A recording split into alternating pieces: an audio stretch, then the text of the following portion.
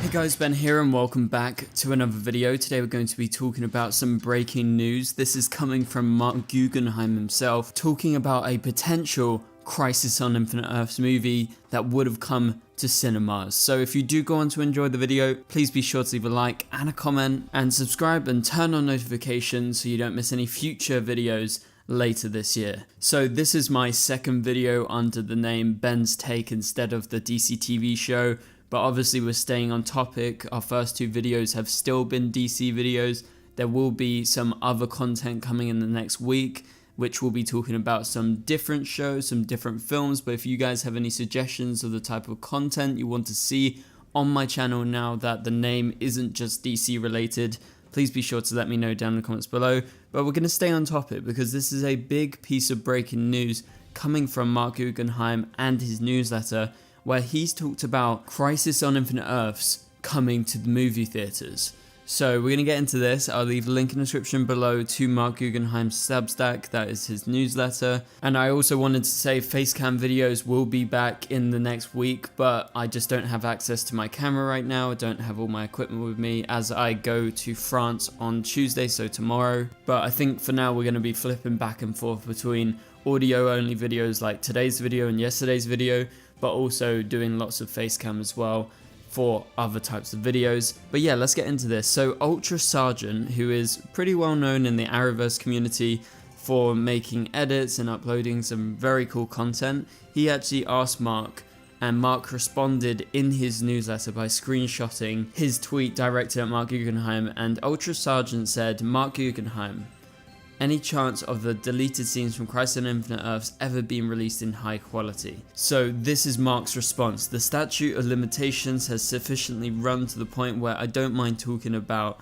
this a little." So he's talking, it's been a while since Crisis came out. Let's talk about it a little bit and be a bit more open about some of the stuff that didn't happen, and obviously some of the stuff that they were planning to do, which is why you guys are here for that. But that movie revelation about Crisis is coming later in this video, so stick around. So first, and this is what Marc Guggenheim is writing, there weren't all that many completed scenes that ended up on the cutting room floor. To my recollection, there were mainly two scenes that were excised entirely. In hour one, we cut a short scene with Pariah, aka Nash Wells, witnessing the destruction of Argo City, and he actually includes a screenshot of the script from that episode. And so as you can see on the screen, this is set in Argo City, and it says a hooded figure calmly walks between the fleeing civilians. Reverse shot, it's Pariah. Once Nash Wells, he looks tortured, talks to an unseen force as if talking to a god.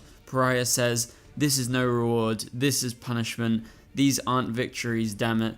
These are tragedies. Innocent people are dying." So that was the scene that was left out of part one, hour one of Crisis on Infinite Earths. And so that is Nash Wells, who we saw became Pariah in Crisis, actually at Argo City. So this is Supergirl related. But the second scene in hour three of the crossover was admittedly harder to cut, says Marc Guggenheim. It was a tag at the end of the episode which saw Oliver Queen turning into the Spectre.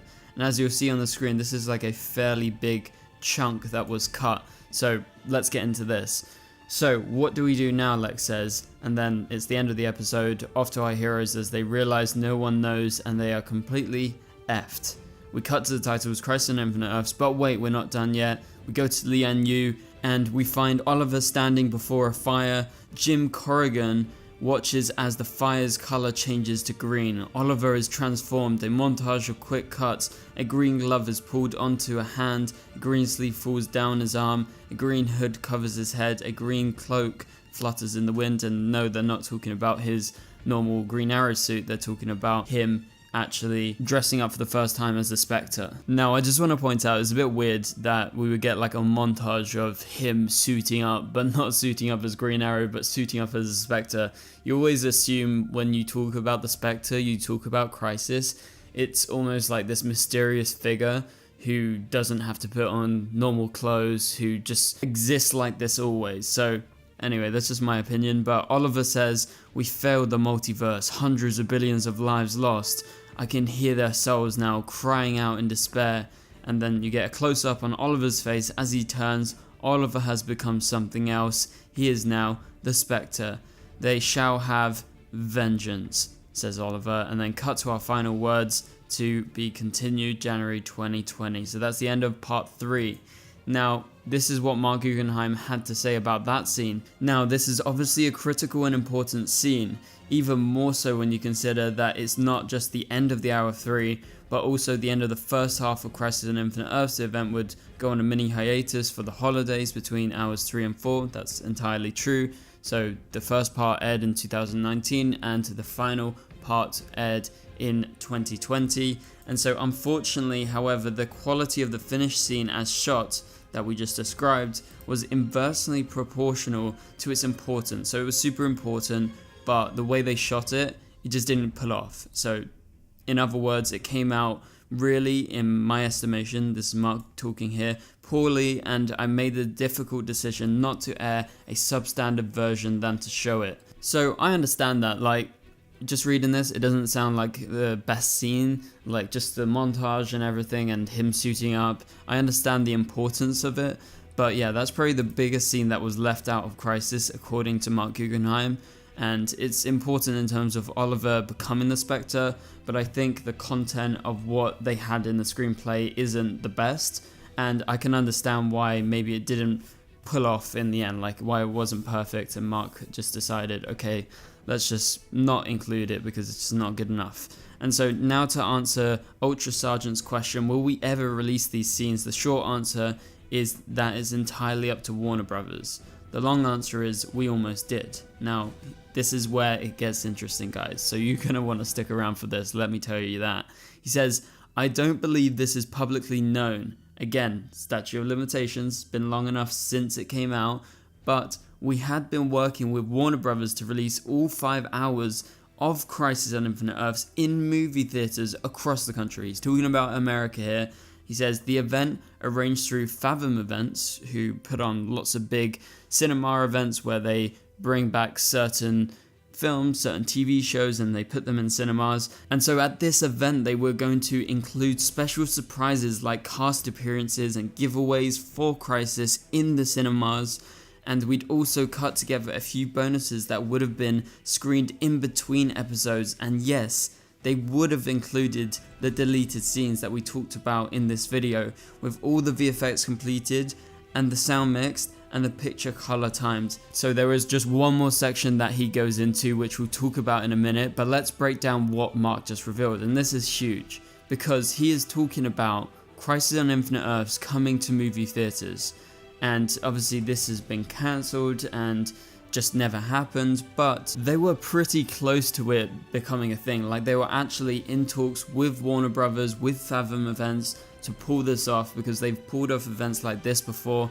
And so this is the first time it's been publicly revealed that Warner Brothers was actually working with Marc Guggenheim, with Fathom Events, to try and release all 5 hours of Crisis in movie theaters across America. So I think that would have been maybe just before part 5 came out, or maybe it was timed for part 5 and it would be in the cinema, but it would also be on TV, so people would have the option. And obviously they can make a decent amount of money if they put Crisis in cinemas. And you guys have to remember, this could still happen at some point. At some point down the line, you could have an Arrowverse screening in cinemas, and it would probably only be in like 1 or 2 cinemas if that ever happened. But there is always the opportunity, because it's 5 hours worth of footage, it's 5 hours of television that work together as a whole, so that equals a movie basically. And so yeah, I wouldn't say never to that, but this is what they tried to do back then in 2019 and in 2020. And so this was going to include like surprise guests. So, you know, the actors would show up. Maybe it's like Grant Gustin, Melissa Benoist, Stephen Amell popping up in different locations across America. Maybe Melissa would be in LA, Grant would be in New York, and maybe Stephen would be somewhere else, and some of the other actors would show up. And that was probably the plan, and they were going to do giveaways, but also include those deleted scenes and a few extra bonuses in between those episodes to make it really worth it. And obviously that would be a good marketing device to say you'll get some exclusive footage that has been completely finished. He says that the VFX would have been done, the sound would have been mixed, and the picture would have been properly colored, and it would have looked the same. And yeah, it just would have been a big experience for Arrowverse fans who were excited for Crisis. And so it's great to hear that Marc was super into this, because I think we would have all been super into this. Now, of course, I don't live in America, so I wouldn't be able to experience this, but most of you guys, like a large proportion of my audience, is from America. So a lot of you would have been able to watch Crisis in the cinema, and that would have been an amazing experience. So what Marc had to add to this at the end of the blog that he did was, at this point, you're probably wondering why this event didn't go forward. Well, the answer is that it was scheduled for April 2020. COVID ruins everything. That is what he ends this segment of the newsletter by saying, COVID ruins everything. And I think that's entirely true, because I remember back during 2020 at the start of those first lockdowns, and I remember The Flash, Supergirl, and the other shows all being shut down around that time, around March 2020 I think it was, and so they all had to stop suddenly filming. And, you know, because they scheduled this for April 2020, that is the worst time they could have done it. Now, yeah, okay, now you look at this, saying April, Crisis would have been done by then, so it would have been a special event after Crisis finished airing on TV. So if only they scheduled it for, you know, January 2020, I think it would have happened. It would have actually been a thing, because movie theaters were open all around the world, and they could have definitely done it, but clearly they ran into a huge roadblock, because yeah, there was just no way that they were going to get into movie theaters, because they were all shut by that point. So I get why it didn't happen, but it's just such a shame. So I hope they actually reschedule this, actually get back into trying to get Crisis into movie theaters and into cinemas sometime in the next couple of years, because I think that would have been a great event. And even if it's just kind of like a repertoire screening, like going back and just reflecting on the past and it being an event for the fans, I think that's really worth it. You see that more and more these days, where cinemas are re-releasing like Star Wars The Phantom Menace the other day because of its anniversary. So I think when we hit a big anniversary for Crisis, I would love to see this come to fruition, but obviously that's just me speculating. I don't have any inside information about if there is any plans to bring Crisis into movie theaters once again, but that was a plan, got cancelled in the end because of the pandemic. So it's a huge shame, but yeah, hopefully you guys enjoyed this video. Hopefully I've updated you in case you missed this. So that about does it for this video. So if you like this video, please be sure to leave a like and a comment. It would help this video get out there. Also subscribe and turn on notifications so you don't miss any future videos on Ben's Take. We've got lots of new content coming. Again, send in your suggestions for any movies or TV shows you want me to cover. It can be live action, it can be anime, it can be animated. I just want to hear your thoughts, so let me know down in the comments below. But for now, you can click on the top right corner of the screen to watch my latest video, and I'll catch you guys later. Goodbye.